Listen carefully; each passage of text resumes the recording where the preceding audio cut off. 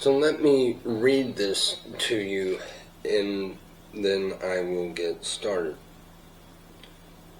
Ecclesiastes 8 verse 11. When a crime is not punished quickly, let me repeat. When a crime is not punished quickly, people feel it is safe to do wrong. I chose that scripture to talk about today because it fits so well here in America, at least. It fits so well in how it seems like, we live in a world where people want to do wrong. They just want to do wrong. And so they don't, they don't want police, right? Because police are the ones that enforce the laws. And it seems like there's so many that don't want, that don't want to be held accountable to their wrongdoing. And when crime is not punished, well, this is what you get. You get a America that is corrupt. You get a nation that is pretty corrupt. You get cities that just all of a sudden, like, for instance, you get a city like New York that just, it's not really safe to be anywhere because it's nuts. And you also get, like, I think somewhere in the West Coast somewhere, you get people squatting in people's houses where, people live just because they go on vacation. Well, this is why it is good for a nation to follow a law. Likewise, listen to this. Likewise, it is good to follow whose law? God's law. It is good for us to follow His law, to follow the ways that He has designed, what He has designed for us. See, God has laws, and people, you can tell the people that don't like to follow laws. Well, just look at the people that don't want anything to do with the Lord. See, for example,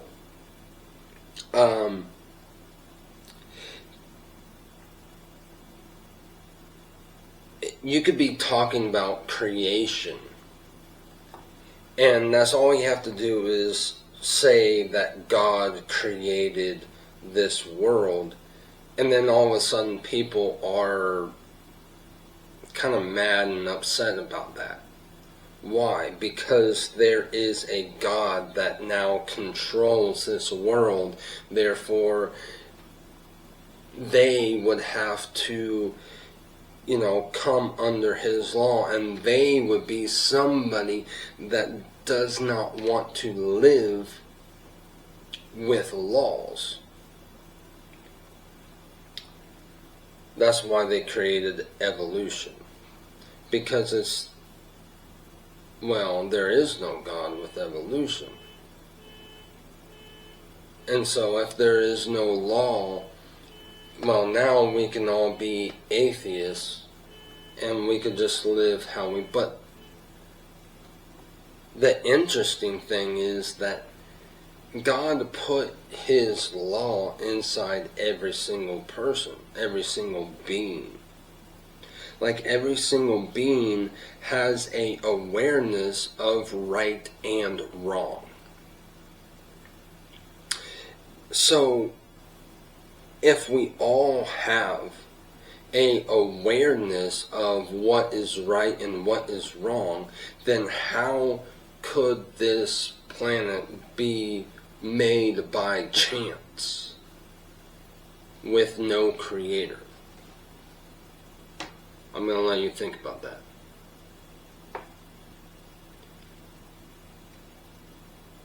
See, that right there, the fact that you and I, everybody, knows what right and wrong is. It's just that some people don't want to acknowledge that there is wrong. Some people just don't want to acknowledge that fact. They want to ignore that fact because they want to live how they want to live. See, here in America, we all have rights. But, so we have the right to religion. Meaning, we have the right to worship the Lord, and we have the right to worship Satan, or whatever, right? We have that right. Here in America, you have that right. But let me ask you this. Does it make it right? And there's many people that will look at, well, I have the right to worship Satan. Why can't I worship Satan? But let me ask you this. The reason why I asked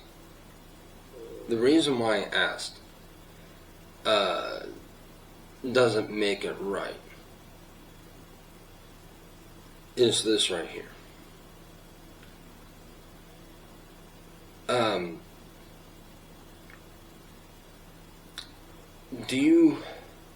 Are you not aware that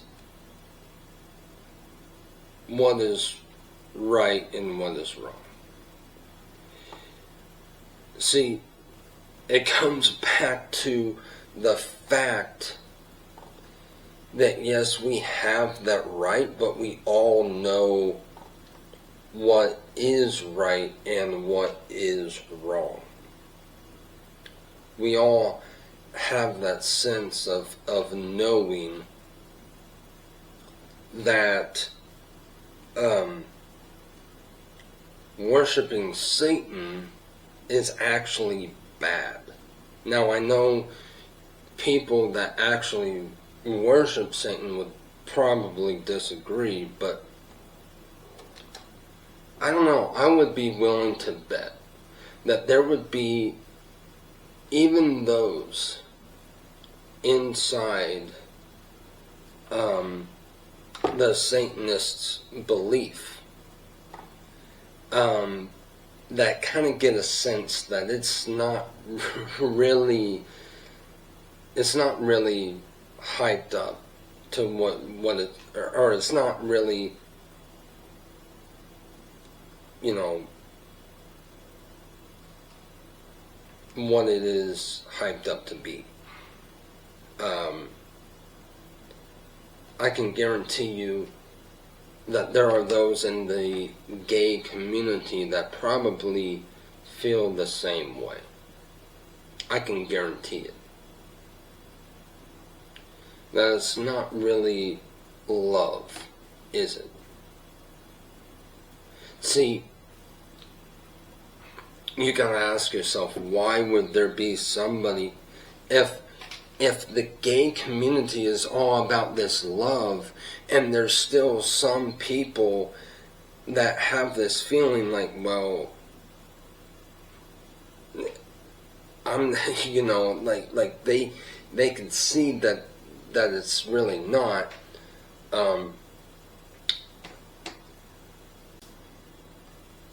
Obviously, there's a reason why they would be feeling excluded.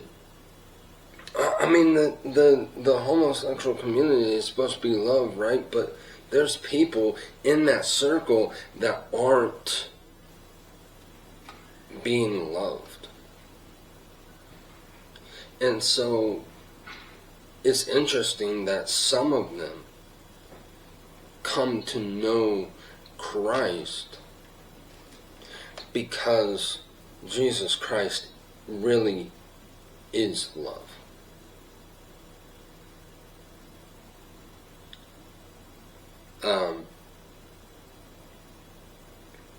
And so these people that want to do wrongdoing, here's what I'm saying, is even they have a sense that there is something better, that there has to be something better.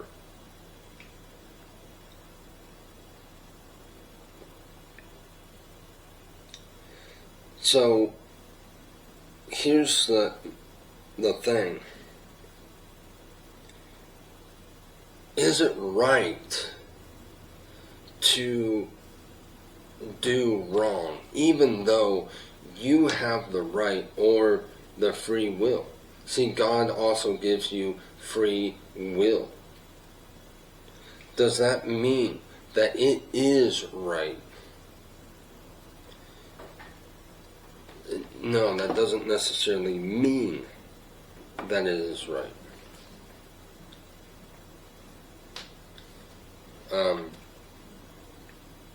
And that's something that everybody knows. It's just that one side is willing to acknowledge that, and one side is not willing to acknowledge that. Well, maybe some here and there, or everybody really, they know, but they don't really acknowledge it. Like, they know that there's something missing, is what I'm getting at, but they don't always, kind of acknowledge, like, they don't say it. But eventually, because they know that there's something missing, eventually they're going to find that thing that is missing, and that's Jesus. So, again, because we all know right and wrong, it doesn't matter if you want to acknowledge it or not, you know it. That's my point. You know right from wrong. And so just because you have the freedom to choose the other side, should you? Should you? That is my question. Just because you can choose the other side, think about this. I'm going to leave you with this question. Should you choose the other side? Just because you can, should you choose it though? Or should you choose the right side?